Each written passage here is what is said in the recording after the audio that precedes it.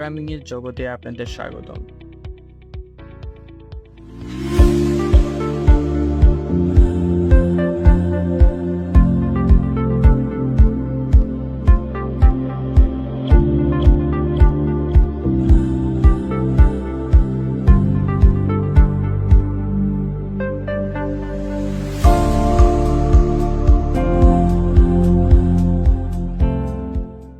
Computer হচ্ছে গণনা করার যন্ত্র।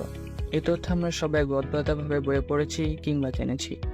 আর এখনকার সময়ে বেশিরভাগ মানুষের কাছে কম্পিউটার হচ্ছে সোশ্যাল মিডিয়ায় বিনোদন, ইউটিউবে মুভি, গান দেখার যন্ত্র আর গেম খেলার আদর্শ ডিভাইস।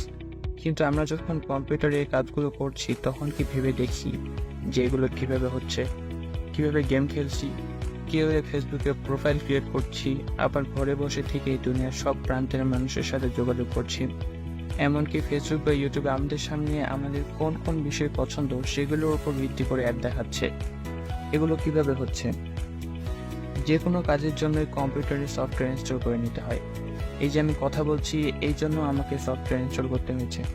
আপনি নিশ্চয়ই জেনে থাকবেন এসব সফটওয়্যার তৈরি করতে হয়, আর সফটওয়্যার তৈরি করে প্রোগ্রাম লিখে, অর্থাৎ কি হলে কি করবে এসব কিছু প্রোগ্রামের সাহায্যে কম্পিউটারকে বোঝাতে হয়।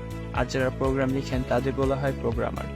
আপনি জেনে থাকবেন কম্পিউটার খুব বুদ্ধিমান যন্ত্র, কিন্তু সে নিজে নিজে কাজ করতে পারে না। যখন কেউ তাকে নির্দেশ করে যে এটা করো, তখন সে খুব দ্রুত সেই নির্দেশ মেনে কাজ করে। আবার সে কারণে কম্পিউটারকে এমনভাবে নির্দেশ প্রদান করতে হবে যেন সে বুঝতে পারে। ঠিক যেমন আমরা হিব্রু ভাষা না জানলে সেই ভাষায় নির্দেশ পেলে কিছু বুঝতেও পারবো না আর করতেও পারবো না, ঠিক তেমন করে কম্পিউটারও নিজস্ব ভাষা মানুষ তৈরি করে দিয়েছে। কম্পিউটারকে তার ভাষায় সব কিছু জানাতে যে পন্থা অবলম্বন করতে হয় তাকে বলা হয় প্রোগ্রামিং। একসময় কিন্তু কেবল 0 আর 1 ব্যবহার করে কম্পিউটারের প্রোগ্রাম লিখতে হতো, কারণ কম্পিউটার তো 0 আর 1 ছাড়া কিছু বোঝে না। আর এই ভাষার নাম হলো মেশিন ল্যাঙ্গুয়েজ। তারপর এলো অ্যাসেম্বলি ল্যাঙ্গুয়েজ।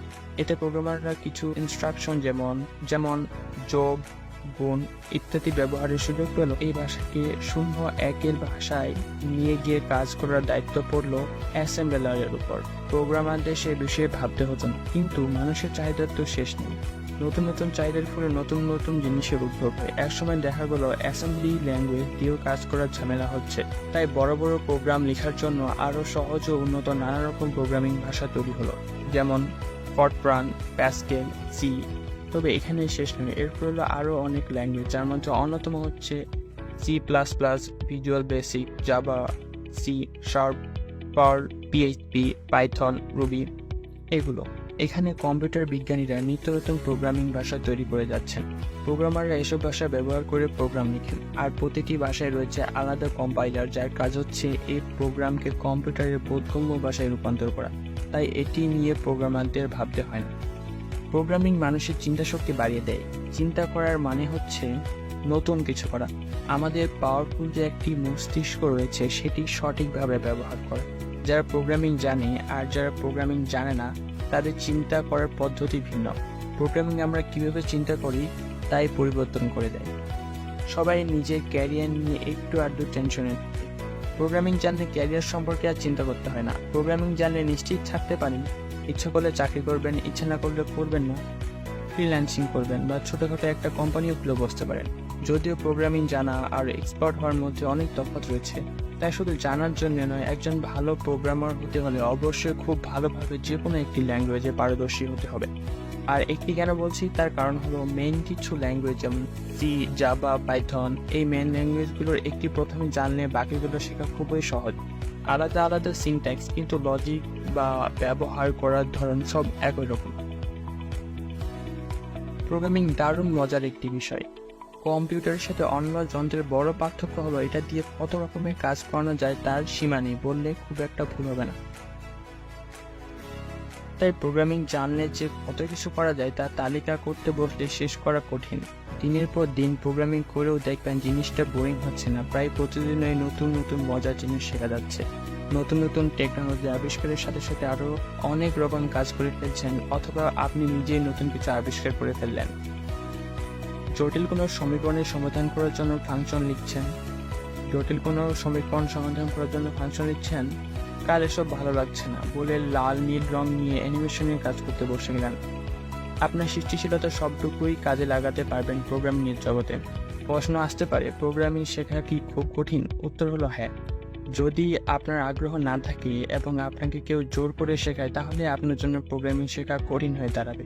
কিন্তু যদি একবার মজা পেয়ে যান, তাহলে এরপর কারো শেখানো লাগবে না, নিজেই সব শিখে ফেলতে পারবেন নিজের তাগিদে। 2 থেকে 3 সপ্তাহ প্রোগ্রামিং করার পর যদি একদমই ভালো না লাগে, তাহলে জোর করে প্রোগ্রামিং করার দরকার নেই। তখন বুঝতে হবে এটা আপনার জন্য না। অন্যথায় আপনার যেটা ভালো লাগে সেটাই করুন। যদি একবার ভালো লাগে, বাজি ধরে বলতে পারি, কোড লিখতে লিখতে খাবার কথাও ভুলে যাবেন। যে কোনো কাজের সব থেকে গুরুত্বপূর্ণ ব্যাপার হলো ভালো লাগা। যেটা ভালো লাগে না সেটা করার কোনো অর্থ নেই, কারণ 2 দিন পর যা শিখছি সব ভুলে যাব। প্রোগ্রামিং জানার আরেকটি দারুণ ব্যাপার হলো আপনি ভালো কোনো কাজ করলে খুব সহজেই সারা বিশ্বে জেনে যাবে। পৃথিবীর আরেক প্রান্তের মানুষ আপনার সফটওয়্যার দিয়ে কাজ করবে, অথবা আপনার অফিসে যখন আপনার প্রোগ্রাম করা কোনো সফটওয়্যার ব্যবহৃত হবে, অথবা আপনার তৈরি করা প্রোগ্রাম আপনার স্কুলে ব্যবহার হবে, আপনার তৈরি করে গেম অনেক মানুষ খেলবে, আপনার কাজগুলো দেখে বড় বড় কোম্পানিগুলো আপনাকে এসে অফার করবে, ভাবতেই দারুণ লাগে। তাই ভাবনা বাদ দিয়ে কাজ থেকে শেখা শুরু করে দিন। আপনার লক্ষ্যে পৌঁছে যান। সময় লাগবে, খুব তাড়াতাড়ি সম্ভব হবে না। ধৈর্য না হারিয়ে লেগে থাকুন।